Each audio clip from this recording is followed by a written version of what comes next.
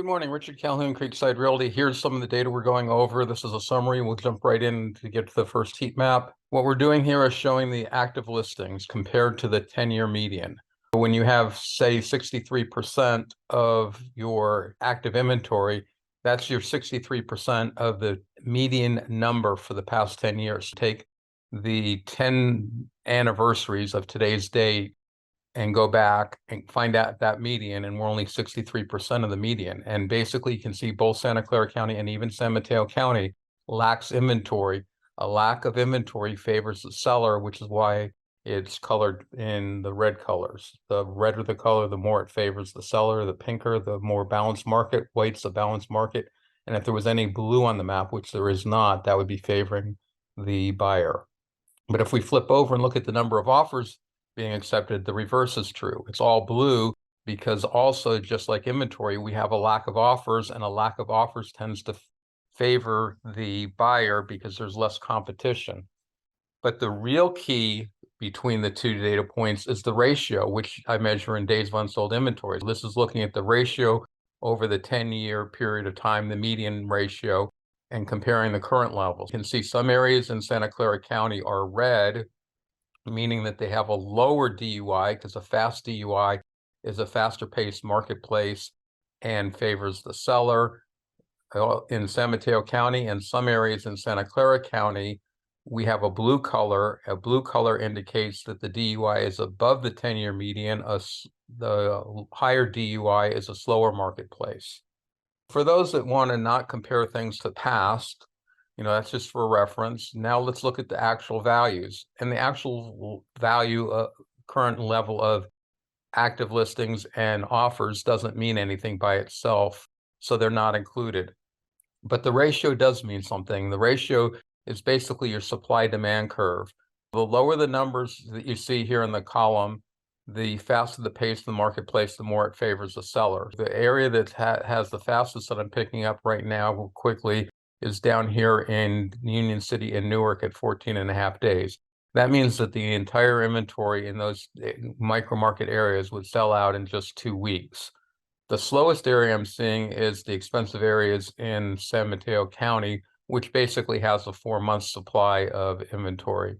And even when you compare 4 months, which I consider to be a cool marketplace, basically 40 to 80 days is a balanced marketplace. A lot of the areas in the country consider 4 to 6 months to be a balanced marketplace. We're definitely a faster paced marketplace in a large degree because of the high demand and the short supply that we have here in the Silicon Valley and even the Greater Bay Area. Now we look at, for those that say, even that's a little too confusing for me and too complicated, let's simply look at how long does it take the long typical seller to sell their property. What is the long typical seller? The long typical seller is basically the point at which 25% of the sellers take longer and 75% of the sellers sell faster than this. In Santa Clara County, you can basically see that the vast majority of the sellers are able to sell their property in 2 weeks. If you went out to 3 weeks, basically every micro market area in Santa Clara County could have their property sold. And, it's not every seller, it's only 75%. 3 out of 4 sellers would have their property sold within 3 weeks. You go into San Mateo County and it's a little bit slower. You got 31 days, 27, 57, and 83. And the higher the number, the bluer the color. You can see the expensive areas in San Mateo County are blue in color. And you can see Alameda County is right up there with Santa Clara County and potentially a little bit faster because most of those areas are under 2 weeks. The exception is Oakland at 35 days. But 1 month is still a lot better than what we were looking up in the Atherton area, which is almost 3 months. Now we're looking at a fairly new metric for me, which is basically the average ask price adjustment. And a negative number means the seller's reducing their price. And you can see there are areas where, in Alameda County, Dublin, Livermore, and Castro Valley, where the sellers raised their price on average 3%. That is very unusual. Even this 1.5% in Newark and Union City is unusual. It's rare for the seller to raise their price. For whatever reason, the North San Mateo County data is blown up, which is why it's divided by 0. And I don't have the data for that particular micro market this week. Look at last week's and it's going to be close enough for you. But you can see the range is a very tight range. But the huge advantage of this particular metric is you get to see the results quickly. In other words, you don't have to wait for escrow to close because you're simply comparing the seller's ask price at the time that they accepted the offer compared to their original ask price and whether that number has gone up or down and by how much. Now we're looking at the frequency. This is how common are the price reductions. And, again, the numbers are pretty slow, but that's because sellers do a lot of research before they put their house on the marketplace. A 10% price reduction is pretty significant. In fact, I say anything over about 17% is a balanced marketplace. Most of these areas are below 17%. You can see the two blue areas and the faint blue area up here at 20 are the only areas that, and I guess another faint blue area here in Saratoga, Los Gatos, they're the only areas that are, and even another fainter blue area in San Mateo County, those are the only areas above the 17 days or 17% of the sellers reducing their price. 1 in 5 sellers reducing their price to 1 in 3 sellers reducing their price is basically seller's marketplace. So it's a very tight criteria, but again, it's a very leading indicator. In fact, I think I'd be able to show you, if I can remember, where this really came in handy, which was going into the 2022 slowdown. This would have been one of the very first indicators to change. Now, flipping over and looking at what the buyers are doing, this is when the buyers come in with their offer. How much are they overbidding to try to secure the property? And in Santa Clara County, you can see the overbids are somewhere around 7.5%. You got some areas down around 2%. South County is the lowest at 1.2%. But if you go up into the expensive areas in San Mateo County and even the coast, you're having the typical buyer come in under asking price. We have this difference where some areas you go in under asking price and other areas you go in over asking price. Now, of course, it depends on the particular property when you're getting down to writing an offer, but on average, over and under. And consistently, Oakland and Berkeley have the most aggressive overbidding, which sort of surprised me, especially when you look back at Oakland and you saw on the previous slides it had one of the longest marketing times, and yet it has one of the highest buyers overbid. That suggests you have two different markets, one market that's very fast paced, another market that's very slow. And when you blend the two, you get the sort of the dichotomy of different data points tending to indicate different things about the market, which is one of the reasons why I look at so much data. Is you want to get a good feel for what's going on in many different aspects. This is the frequency of overbidding. So how common is overbidding? So even in Atherton and the San Mateo County coast, where the typical buyer goes in under asking price, 1 in 5 and 1 in 3 sellers are still getting more than their asking price. You have both overbidding and underbidding, and you're going to have that in any of these areas, because even when you have 81% of the sellers getting more than their asking price, that leaves 19% of the sellers getting their asking price or below. There have been times when 100% of the micro market areas has been an overbid, and there's been even more times when it's been 100% at asking or above. That's pretty uncommon. Normally, every micro market area is going to have a few outliers going either direction. The highest number I'm seeing right off the bat is 84% in Foster City and Redwood Shores, but you can see that's a pretty small geographical area, and it's actually even smaller because there's a lot of high density townhouses and condos in that particular area. The number of single family homes, which is the only thing we're looking at the database on, is reduced. And the reason I focus on single family homes is if you start looking at both, you have market shifts between one and the other that really plays with the data. And not only are single family homes more common, they're also more expensive. So they really drive the marketplace. Condos tend to be more slow and steady, for example, in their appreciation, where single family homes tends to go through a lot more swings based on the calendar of social events. This is the appreciation going back to the last 9 months of 2015. This is the percent appreciation over that time. You can see that Atherton Menlo Park, even though it's slow right now, has had a high appreciation rate. I actually believe that's because it's a fairly small, not geographical area, but volume area because of the prices that are involved. And right now you have the particular homes that are selling now are different market mix than the homes that sold before. And again, that's why you look at so much data. It really is probably not a true indication of property values. You have to get down and start doing a CMA for the particular thing. And going back to the previous slide about Redwood Shores, that's one of the reasons why I do not go down to the zip code level is you get too much bounce. And this is almost another example.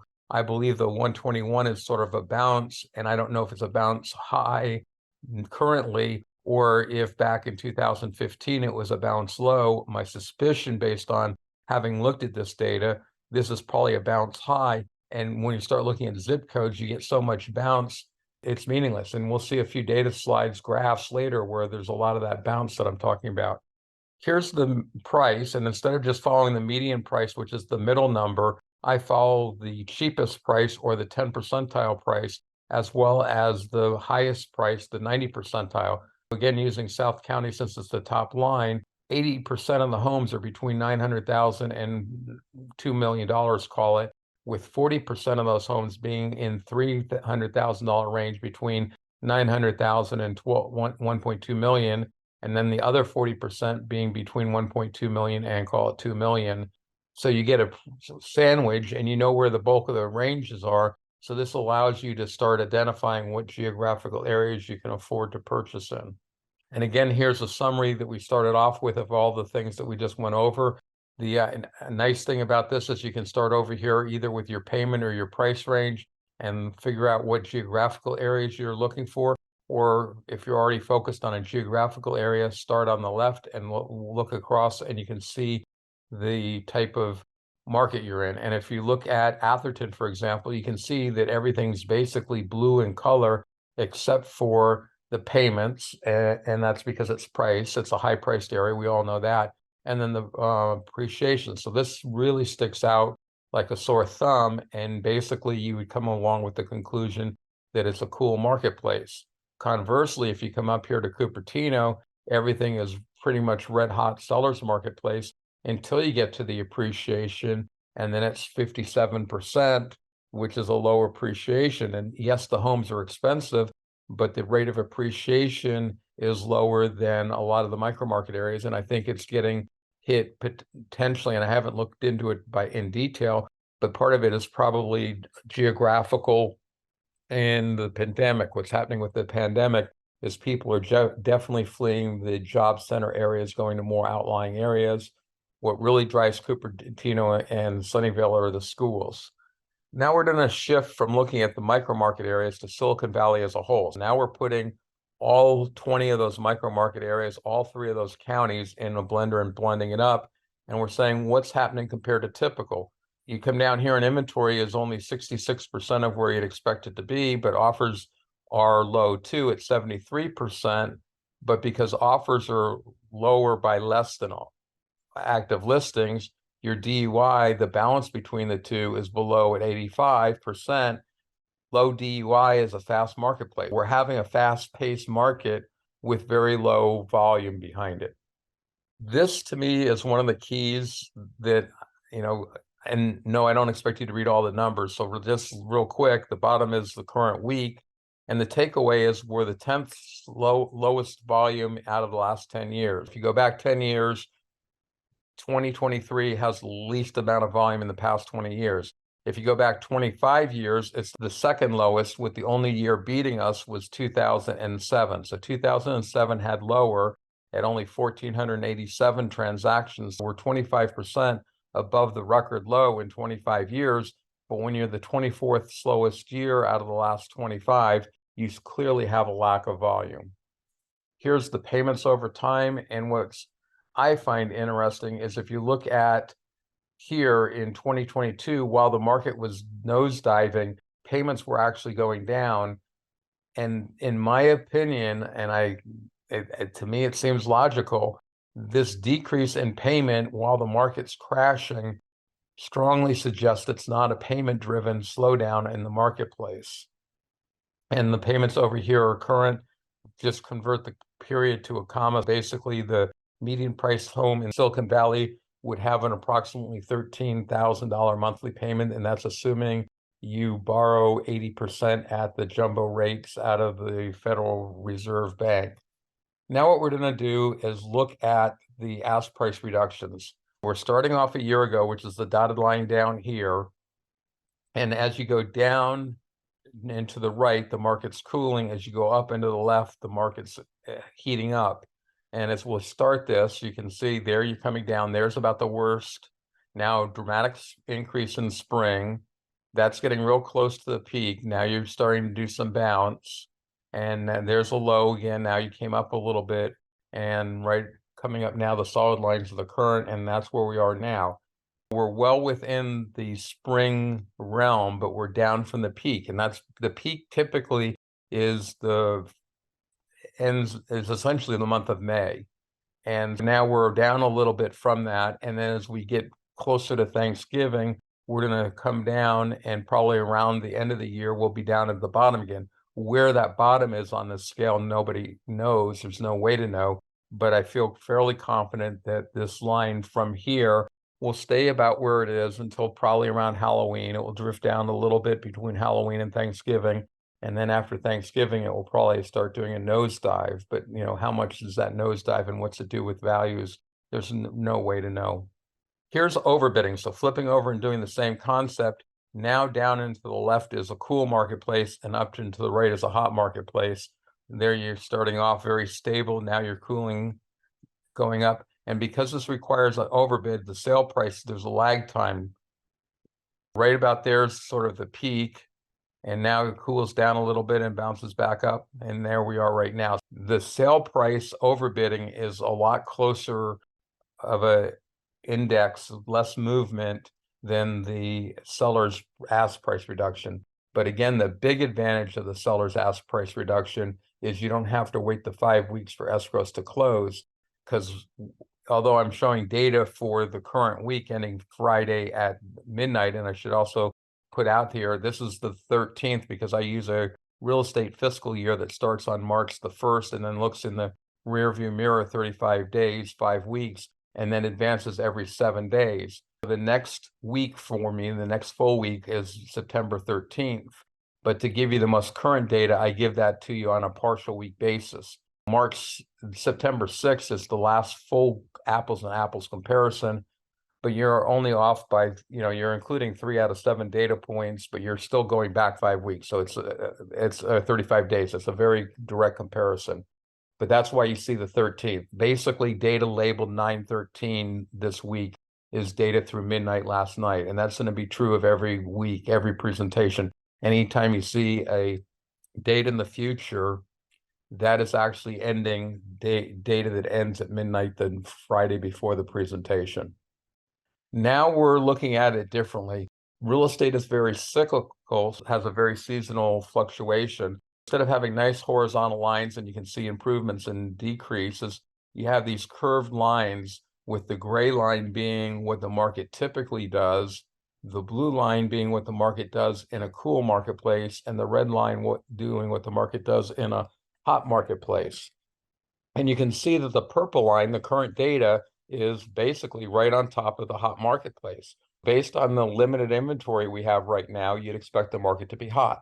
And the hot marketplace is defined as the 10 percentile, and then the cool marketplace is the 10 percentile in the other realm. As far as active inventory is concerned, the 10 percentile on the cool marketplace is really the 90 percentile as far as the volume of the offer, and that's why this number's high. When we flip over on the next slide and look at offers, the color is reversed because a high number of offers is a hot marketplace. Now we're looking at this, and the number of offers being accepted is below the 10 percentile, below the coolest number you'd expect. We're having so little, we're below our benchmark. We're essentially in negative territory. We're not where you'd expect to be. You expect it to be somewhere between the blue and the red line, and you'd expect to be in the middle of that, or not necessarily the middle, but on the gray line is where you'd expect to be. We'd expect to have 2,500, and we only have 1,800, so we're missing 700. And 700 out of 2,500 is almost a third of the marketplace. Now looking at the same concept with days of unsold inventory in a hot marketplace, you're at 26. You'd expect to be at 44 or at 37. And here, even though we're looking at 3 counties, look at the fluctuation in the data point, and that's normally a fairly steady data point. Keep in mind, statistics are supposed to help you understand what's going on in the marketplace, and they're not gospel. Just because you went from here to here doesn't mean there was a huge change. And what triggered this change? Gee, it's right around the holiday Labor Day. And every holiday negatively impacts the real estate marketplace. And it's sort of interesting. Sellers don't go onto the marketplace the week before the holiday because they don't want their home open on a holiday weekend. Buyers are still buying then. The DUI tends to accelerate going into Labor Day, which would probably be when it went down if I went back and looked at the data. And then coming out of the holiday, the sellers flood the marketplace and the buyers are at the same pace. So you tend to have an increase in your DUI. Here is the DUI compared to normal. You can see we're at 85% of the 10-year normal. And again, you can sort of see some of the bounce, and you can see some of the bounce compared to the typical. And, you know, a 10-year median sounds like a pretty stable index, but there's a lot of fluctuation on the days of unsold inventory based on inventory. Inventory fluctuates dramatically, as much as 25% during the week. In fact, I think this week I almost hazard to take a guess, but I think I saw inventory go from something like a high for Santa Clara County of 625 to a low of 580, or actually I think it was 508 because it was pretty dramatic. It was over 100 swing on a basis of around 600. You had that a fairly dramatic change, and it's just sort of surprising. I expect some change. I was never expecting that much of a change until I actually looked at the numbers. Okay, now we're looking at the 75th percentile days on marketplace. And again, the market's fast paced. The fastest you'd expect the market to be is 19. We're at 19. Yes, we're a little bit higher at 19 than this, but that's because I'm only using whole digits. So, you know, the red 19 might be 18.9 or it might be 19.1. And the black 19, or they're actually called the purple 19, might be 19.2, which is why it plots higher, and yet it shows the same number. Where you'd expect it to be is 24, and in a slow marketplace, you'd expect it to be 33. And you can see your expectations of what your days on the market is varies dramatically, and you should be looking at the purple line for that throughout the year. You can see you come into the year high, and that's because it's leftover data from the end of the year, and then it just drops off a cliff as the market accelerates coming out of the end of the year holidays, and that's why our prices go up. And then it sort of has the plateau at the early summer or late spring time frame, and then in your beginning of third quarter, it just starts slowing down and continues to slow down, and then the cycle sort of repeats. That's what you expect, and then the purple line is what you're actually getting. Here's days on market for the 75th percentile compared to normal. So right now you're at 78% of the speed, so you're selling a little quicker than you normally would expect. This is the seller's ask price reductions. So in a cool marketplace, you'd expect the seller to but be asking 98% of their original asking price. In a typical marketplace, you're at 99.1%, and that's where we are now. And even in a hot marketplace, a seller is typically only asking 99.5% when they accept the offer. And that's because you have 1 or 2 sellers that want to test the market and price the house high. They have to do a price reduction. In a hot marketplace, there's fewer of those, and so the number is a lower number. Basically, what you really should do is subtract these numbers from 100% to maybe make it more sense. In a hot marketplace, sellers are taking a 0.5% reduction place. In a normal marketplace, they're essentially taking a 1% price reduction, and in a cold marketplace, they're taking a 2% price reduction. Now we're looking at the sellers that take the largest price reductions. We're going to acknowledge that the sellers do their homework, and the vast majorities don't have to do any adjustment at all. So we're going to go out and look at the extremes. What is the seller that's doing the biggest price reductions taking? And in a cool marketplace, you can see they're taking a 14% price reduction. In a balanced marketplace, they're basically taking an 11% price reduction. In a hot marketplace, they're taking a 9% price reduction. So there's not much difference between a 9% price reduction and 11% price reduction, but that's what we're dealing with. And again, you can see there's a annual cycle of when the price reductions are getting reduced, a period of time when the price reductions are increasing. Here is where we compare to the 10-year normal, and we're basically right there. I can't even read the number because it's not so close to the axis. I would guess it's 99.9%, but you're essentially 100%. Sellers right now are taking the absolute typical price reductions. Moving on, the frequency of price reductions. Typical would be 16% of the sellers, almost 17% of the sellers taking price reductions. Right now, only 13% of the sellers are taking a price reduction. In a hot marketplace, 12% of the sellers are taking a price reduction. In a cool market, it's up at 27%.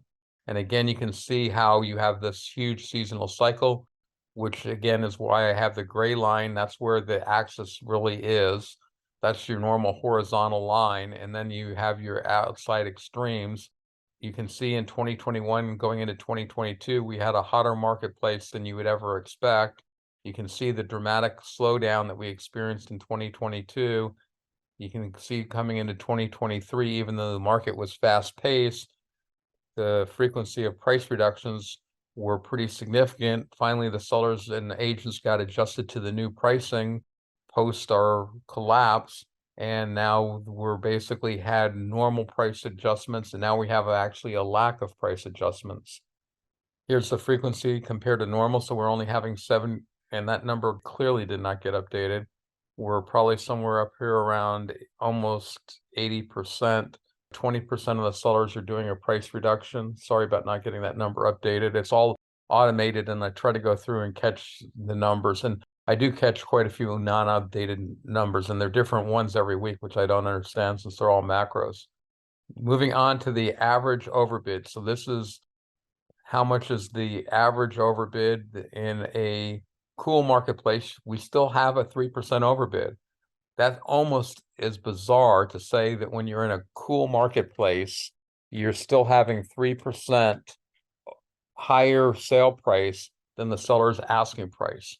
Right now, the purple line, we're at 6% above the asking price. You're typically at 5% above the marketplace.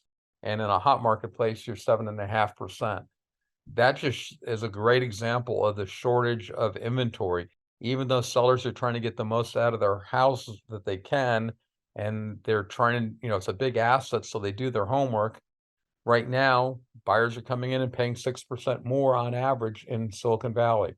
Frequency of overbidding in a cool marketplace, half the buyers still overbid.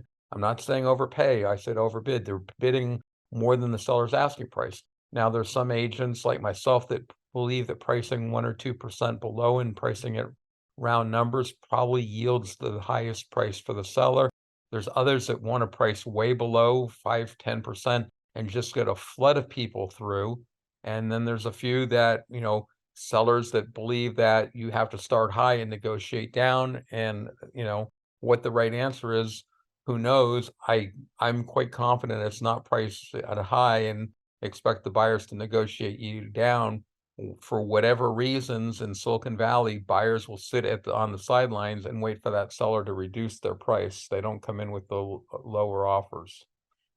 And this is looking at the price appreciation over the long term in Silicon Valley. We're now at 1580. That's 1,580,000. There's times when we're above the line, like right at the peak of the marketplace. Right at the end of the beginning of this year, or the end of last year, we were at a low, and the drop from here to here is the biggest drop you'll find anywhere on the line. And I'll also feel fairly comfortable saying this is the biggest we were above the line, and this is the biggest we were below the line. And on log paper, it should be proportional, which is the whole purpose of log paper. Now we're looking at each of the 3 individual counties. Blue is Santa Clara County, gray is Alameda County, and orange is San Mateo County. You can see San Mateo County has about the normal inventory. You can see that both Alameda County and Santa Clara County have a shortage. They're roughly the same numbers, but it seems like Alameda County is pulling away a little bit. And frankly, Santa Clara County ate up its inventory here for some reason back right around July, month of June and July, and has not regained it. So there's some separation now between the two. Offers accepted, same concept. You can see San Mateo County is below, but you can see that San Mateo and that you can see Santa Clara and Alameda County are also quite a bit below the number of offers they typically accept. This is the days on sold inventory. You can see that San Mateo County is the slowest. You're talking about a whole county. You're talking about 345 sales or whatever. And look at how much fluctuation we're having in the DUI. If you were going down, I don't know how many zip codes there are in San Mateo County, but as you go down in smaller and smaller sample size, that data gets more and more unstable. So, you know, you do get some stability when you're picking micro markets, which I picked fairly carefully based on my real estate experience to group similar homes, and that helps, but that's not zip code based. Here's your 75th percentile in the marketplace. So you can see Santa Clara County is clearly the fastest at 15 days, Alameda County at 20, and San Mateo County the slowest at 27 days. Price reductions, the biggest ones, San Mateo County. You're getting the theme here. Alameda County and Santa Clara County are basically identical at 99.1 and 3%, 99.1 and 99.3%. This is ask price reductions. San Mateo County is doing the most ask price reductions. The frequency, 17% of the sellers are doing their price reductions. Alameda County, 13%. In Santa Clara County, that looks like about 12%. And I'm rounding numbers just for ease of speak. Overbid for the different areas. Alameda County has the most aggressive overbidding. So even though they're having the price reductions more than Santa Clara County, they're having the most overbidding. And that's a little bit surprising because in Alameda County, especially when you start going out to Livermore, you're going out there usually for affordability where the buyer is on a tight budget. So he's going to watch the amount of his overbidding more, but yet it's got the largest magnitude. Santa Clara County at 5%. San Mateo County, the lowest at only 3% overbidding. And that's 3% of the sale price. The frequency of overbidding, San Mateo County is only 55%. You got Alameda and Santa Clara County basically both right on each side of 70%. This is the appreciation. San Mateo County has the lowest appreciation. Santa Clara County has the highest appreciation. There's about a 25% point differential. Alameda County is actually closer to San Mateo County with only 5% swing. Here's your price over time. This is on log paper. So you can see San Mateo County is at 1.9 million. Santa Clara County is at 1835. And the more affordable Alameda County is at just over $1.25 million. Here it is on regular paper for people that prefer. This is your monthly payments for the different counties. You can really see the affordability in Alameda County at $10,000. It's hard for me to read it, but I'm pretty confident that's 14.8, call it for. So that's $14,800 for the typical home in Santa Clara County and $15,300 in San Mateo County. Here's the actual numbers for each of the different counties. You can come back and look at whatever stat particularly interests you and get the real raw number precisely. And now we're leaving Silicon Valley and looking at the greater North Bay area. This brings in San Francisco, Marin, which I call the cities, North Bay, the Central Valley, which is Sacramento and San Joaquin, and the Central Coast, which is Monterey and Santa Cruz. Just doing the reverse order, starting off with the price. You can see Santa Clara County is close to San Mateo County, but what's noteworthy is Silicon Valley at 15.8 is higher than San Francisco. I think a couple weeks ago it was also higher than Marin, but Marin's had a couple more high sales, so now Marin's more expensive. Here's the Bay Area, and you can see Silicon Valley is the purple line, but look at what's happened to North Bay and Central Valley. They had an inventory, maybe 4,500, and now they're down here at 1,800 and 2,300. So they have lost more of their active inventory on a percentage basis than Silicon Valley has. Central Coast has lost some. San Francisco has probably lost the least out of all of them. So they have the most for sale. This is looking at the number of offers in the different areas. And again, you can compare to where you typically are to where we are now. Here's days of unsold inventory. So the cities, San Francisco and Marin is the highest at 81 days. Then you go down to the Central Coast at 60, as well as the North Bay. Then the Central Valley at 45, and Silicon Valley is the 37. So it's important to see that Silicon Valley is the hottest market in the Greater Bay Area. Here's looking at time on the marketplace. Silicon Valley, as you'd expect, is the fastest, followed by the Central Valley, followed by the North Bay, and then you have the cities and the Central Coast fairly close together at 38. Frequency of sellers reducing their asking price, the Central Coast is the highest, right along with Central Valley. So the two centrals are having a quarter of their sellers reduce their asking price. North Bay 23%, the cities 18%, and you come back to Silicon Valley, again, dramatically lower at only 13%. The reason I think it's worth going out and looking at these Greater Bay Areas is it gives you a sense of how fast Silicon Valley is. This number should be down right about where this is. There were some bad data points. I caught it on some slides and apparently not on this one. These data points down here are all accurate. So just Silicon Valley needs to come down to basically 106%. What happens if I don't catch all the mistakes? Someone adds a couple extra zeros when they report a sale and it pulls up the average, and that's what happened. Frequency of overbidding, 67% in Silicon Valley, so the most overbidding, the least overbidding in the Central Coast. Here's the total appreciation. The cities is lacking behind at only 35% appreciation. Central Valley has had the most, definitely pandemic driven at 87%. Here's the monthly payments for the different 5 regions. That's the sold price, sorry, I had the order wrong. Here's the monthly payment for the 5 regions. And with that, we finished up week number 35. To get to the archive on YouTube, you go to the green root URL. To get to the live presentation Saturday morning, you add in the year 2023.